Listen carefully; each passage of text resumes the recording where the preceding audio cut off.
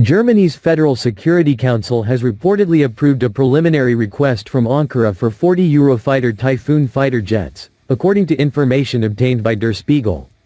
The jets, a joint project between the UK's BAE Systems, Airbus, and Italy's Leonardo, would be assembled in Britain using components supplied from Germany.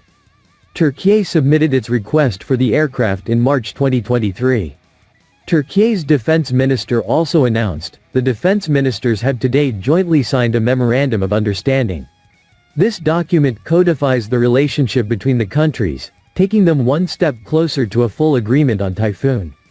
Turkish President Recep Tayyip Erdogan said early that Germany and Britain have taken a positive stance on the sale and expressed Ankara's desire to finalize the purchase as soon as possible.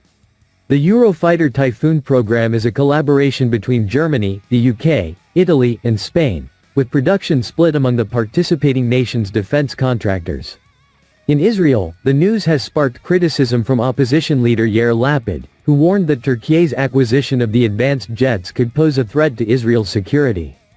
Lapid argued that Türkiye already maintains the most powerful navy in the Middle East and is now seeking to match Israel's air power.